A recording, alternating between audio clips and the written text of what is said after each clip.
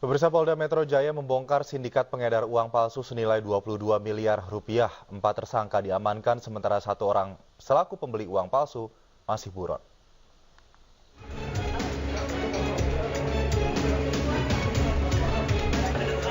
Inilah barang bukti uang palsu pecahan Rp100.000 senilai 22 miliar rupiah yang diamankan tim Opsnal Subdit Ranmor Ditreskrimum Polda Metro Jaya dari sindikat pengedar uang palsu. Selain mengamankan barang bukti uang palsu, polisi juga menyita barang bukti lainnya, di antaranya mesin pemotong uang, mesin cetak, plat warna, alat ultraviolet, hingga mesin penghitung uang. Sebanyak 4 pria ditetapkan sebagai tersangka, yakni M, YA, FF, dan F. Sementara polisi masih memburu 4 buron lainnya yang diduga terlibat dalam kasus ini. Seluruh tersangka kini ditahan di rutan Polda Metro Jaya dan dijerat pasal berlapis dengan ancaman hukuman 15 tahun penjara. Para tersangka memproduksi pecahan uang 100.000 sebanyak 220.000 lembar atau apabila dikonversi itu senilai 22 miliar karena mendapatkan pesanan dari orang Jakarta yang bernama Saudara P yang dijanjikan akan ditukar 1 dibanding 4. Sebelumnya Polda Metro Jaya menggerebek ruko tempat pembuatan uang palsu ini di Jalan Serengseng Raya, Kembangan, Jakarta Barat. Dari dalam ruko ini polisi menemukan uang palsu pecahan Rp100.000 bernilai miliaran rupiah. Ruko tersebut merupakan lokasi penyimpanan dan pemotongan uang palsu yang merupakan pengembangan dari penggerebekan di Sukabumi, Jawa Barat.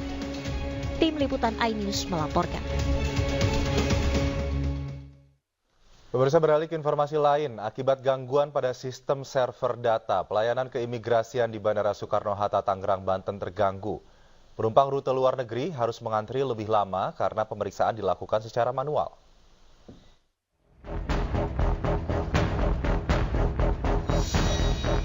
Penumpang rute luar negeri mengantre di pelayanan imigrasi Bandara Soekarno-Hatta, Tangerang, Banten. Pelayanan imigrasi ini dilakukan secara manual.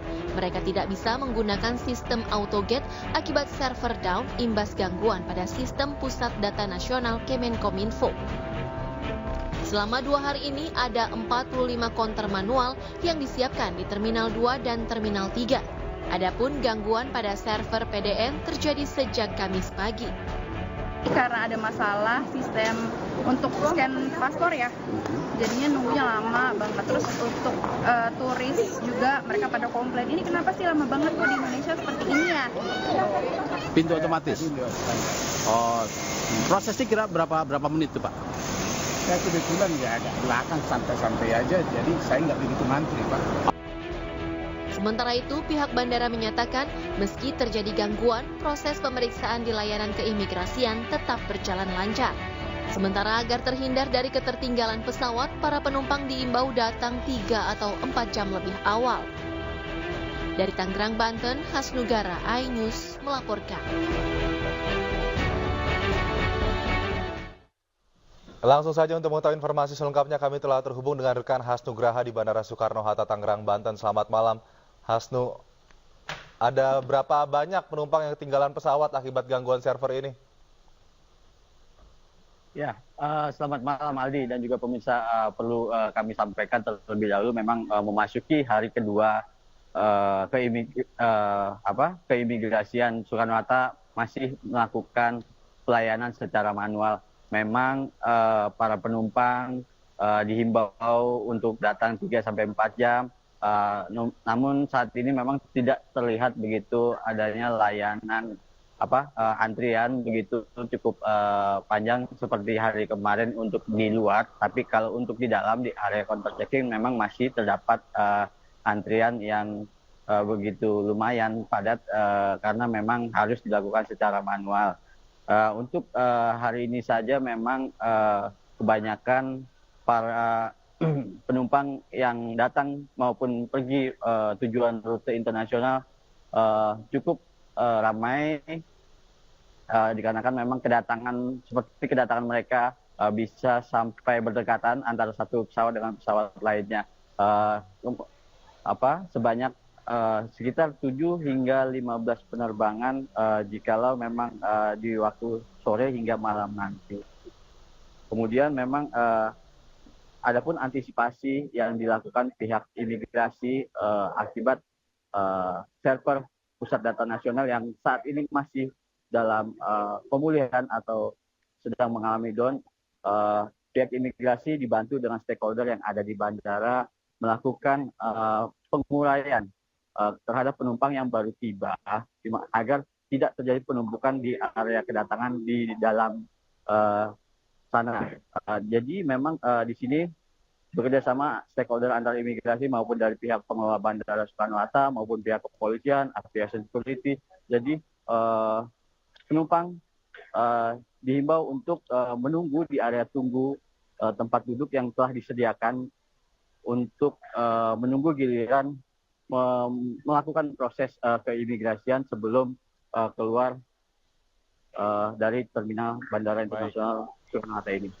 Begitu. Baik, Hasnu, sampai saat ini masih terjadi gangguan di server. Penumpang luar negeri ya diharapkan datang 3-4 jam sebelum jadwal keberangkatan atau boarding. Terima kasih Hasnu Gara melaporkan dari Bandara Internasional Soekarno-Hatta, Tangerang, Banten. Pemirsa, Menteri Pertahanan sekaligus Presiden terpilih Prabowo Subianto menerima tanda kehormatan Bintang Bayangkara Utama dari Kapolri. Sebagai Menteri Pertahanan, Prabowo dianggap berhasil dan berjasa besar atas pengembangan dan kemajuan kepolisian.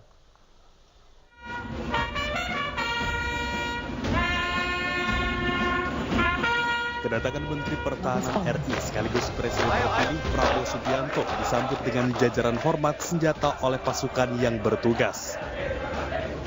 Prabowo Subianto menerima penghargaan Tanda Kehormatan Bintang Bayangkara Utama dari Polri, dari Kepala Kepolisian Negara Republik Indonesia, Jenderal Polisi Listio Sigit Prabowo.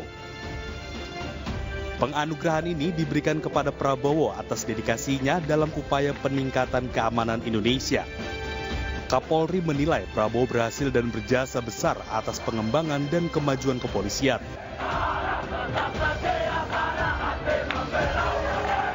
Turut hadir dalam acara penganugerahan ini adalah pihak jajaran Kepolisian RI dan jajaran Kementerian Pertahanan. Dari Jakarta, Tim Liputan iNews melaporkan.